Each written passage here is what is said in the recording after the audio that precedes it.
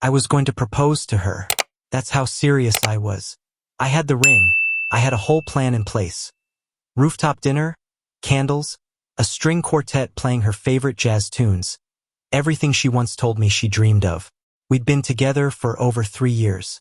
We talked about our future, kids, moving out to the suburbs. She even pointed out houses she liked when we drove around on weekends. I thought she was the one. I really, truly did. I trusted her more than anyone. But I didn't see it coming, and I should have. The signs were there. It started subtly. She'd become more secretive with her phone. She changed her lock screen password, claimed it was for work reasons. I brushed it off. Then she started coming home later and later, said she was staying for meetings, or going to girls' nights that seemed to happen suspiciously often. But I still didn't want to believe anything bad. Because love makes you blind. And I was completely, painfully blind. What I didn't know was that during this time, my own brother, Jake, had been messaging her behind my back. Jake was 2 years younger than me, always the wild one. He'd been in and out of messy relationships, partied too much, couldn't hold down a steady job. But he was charismatic. People liked him. I always defended him, even when my parents said he was irresponsible. I looked out for him. I covered for him. Gave him money when he needed help. Let him crash at my apartment more times than I can count. And he repaid me by sleeping with the woman I planned to marry. I found out the truth by accident. One night, I came home early from work. A meeting got canceled. I was excited, actually. I picked up her favorite takeout on the way, thinking we could surprise watch that show she loved. When I walked through the door, something felt off immediately. Her shoes were there, but the place was quiet. Too quiet. Then I heard laughter from the bedroom. At first I thought she was on the phone, but I walked closer and I heard him. Jake. I would have recognized that laugh anywhere.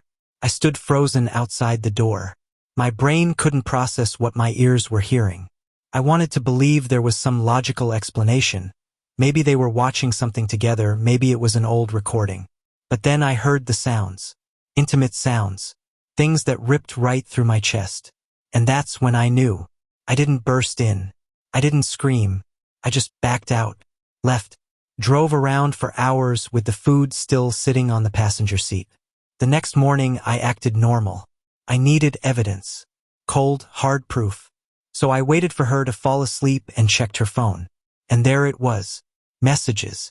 Photos. Video clips. Some of it taken in our bed. Her calling him baby. Him saying how dangerous it was to do it under my nose. I wanted to vomit. She even texted him once. Sometimes I think I should have met you first. You actually listened to me. As if the man who ghosted his job for months and used my Netflix account was more of a man than me. I confronted her that night. She broke down crying immediately. No denial, no excuses.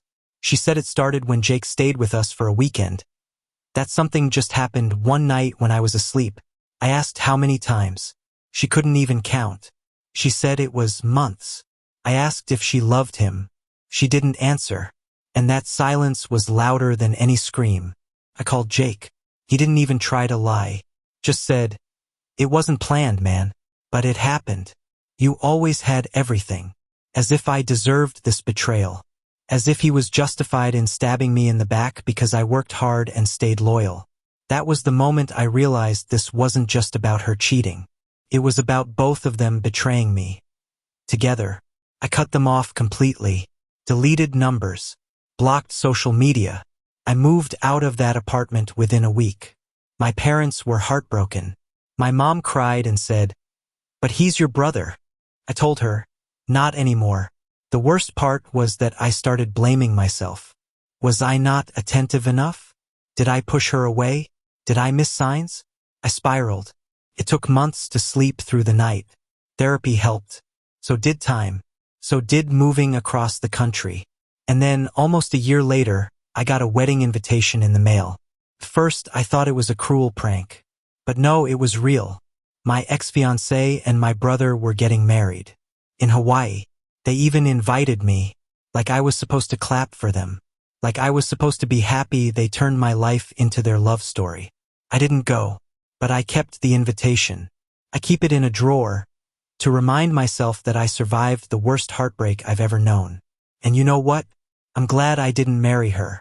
I'm glad the truth came out when it did. Because a life built on lies always collapses eventually.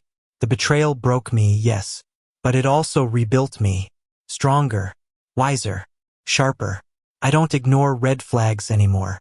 I don't give people second chances when they've shown me who they really are. If you're going through something like this, let me tell you, it's not your fault. Cheating is a choice. Betrayal is a decision. And you didn't deserve it. Healing isn't linear. Some days you'll cry. Some nights you'll dream about what could have been. But slowly the pain fades, and what's left is clarity, power, freedom. They may have each other now, but they'll also have to live with the way they got together, over the ashes of someone else's trust. And me, I'll keep moving forward, because I know I deserve better. And one day I'll find it,